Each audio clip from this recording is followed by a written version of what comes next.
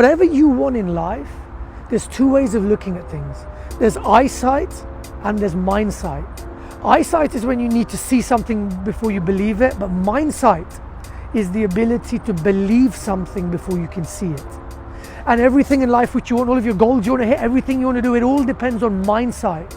And it's not about eyesight. Until 1954, there was no one who'd run a mile in less than 4 minutes.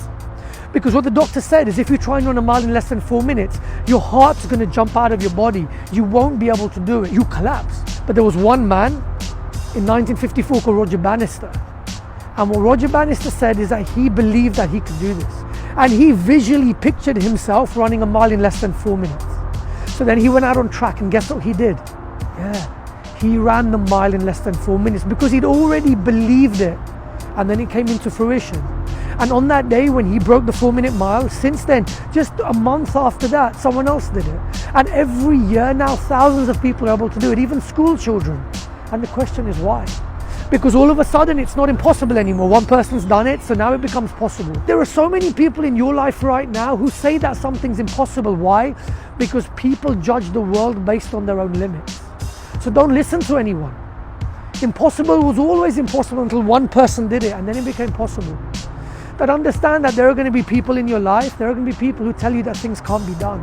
And understand that the most important thing you can do is actually, number one, believe it's possible, and number two, get rid of the people in your life who say that things aren't possible. We're all born average, but we've got an unlimited amount of potential. And what's the difference between you and someone else? The only difference is that they've managed to tap into more of their potential than you have. In the US, there were two little boys, and it was a freezing day in the US. And there was a lake which had all frozen over. And these two boys wanted to walk across the lake. So they started walking across the lake, and all of a sudden, one of the boys fell in. And he fell in through the ice, and he went under the ice. And his friend knew that if he doesn't manage to pull him out, he's going to die. So they started shouting, "Help, help, help!" But there was no one around. And his friend knew that if he didn't do anything, his friend would die. So his friend looked up there, and there was a massive tree. And his friend ran up a tree. He broke off a massive branch. He came down, he smashed the ice, and he pulled his friend out, and he saved his friend. When the paramedics came later on, they wondered, how can a puny little boy like this climb up a tree, break a big branch, smash the ice, and pull his friend out? They didn't understand. And an old man came out of the trees, and he said, "I saw what happened, and I know how he was able to do that." And they go, "How?" And the old man said that there was no one to tell him he couldn't.